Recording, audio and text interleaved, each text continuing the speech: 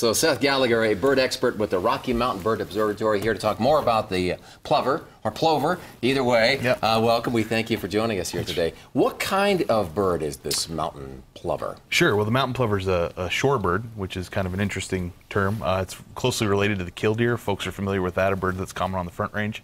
But it is a bird of arid grasslands and doesn't actually need shoreline to do its thing. So, and it's also not found in the mountains, so some misnomers there. There you go. So. Unique. And there's a nice close-up shot of it. Why do people care about the plover, or why should we care about it? Yeah, well, this bird is found nowhere else in the world other than on the shortgrass prairie of North America. So really, you know, eastern Montana, eastern Wyoming, western Nebraska, and eastern Colorado are the core breeding range for the species. And so it's really sort of our bird, you know, and so found nowhere else. It's That's kind of cool. Yeah, it is. Why was it feared near extinction? Just because people weren't spotting it? Yeah, well, part of it was people didn't really have a good sense of how many of the bird were around pre-settlement. And so, you know, it was just a matter of going out and figuring out where it was. It's a very difficult bird to spot, but some changes in the habitat certainly led to some declines, but we think it's out there and stable now. So. Good. So this is out in the plains of Lincoln County. Yep. What was it that cattle ranchers observed about the bird? Because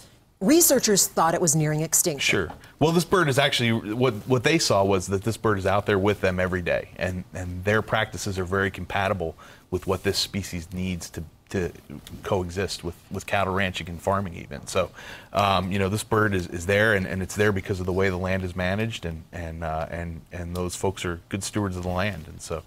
Yeah, it's pretty neat. Yeah. So, and we saw from Mike's story, the people of Karval are turning this kind of this scientific discovery, if you will, into something fun in this festival. Yeah, the community has really rallied around the mountain plover, and it's become a way to bring folks into a town that doesn't necessarily attract a lot of other folks. And the festival's really been a great opportunity for folks from the Front Range to come out and learn about birds, but also agriculture.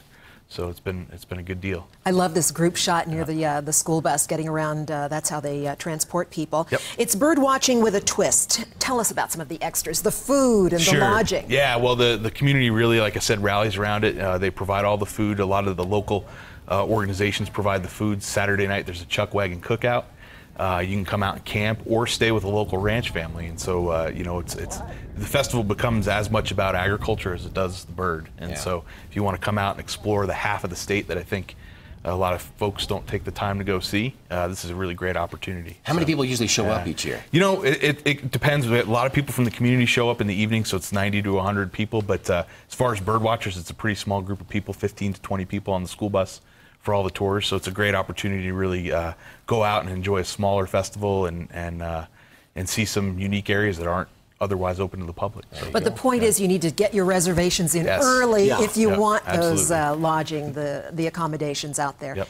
Thank you so much, Thank Seth you all. Gallagher, for joining us today. Seth is with the Rocky Mountain Bird Observatory, and we have a link to the Mountain Plover Festival for you on the denverchannel.com. Just click on that red TV.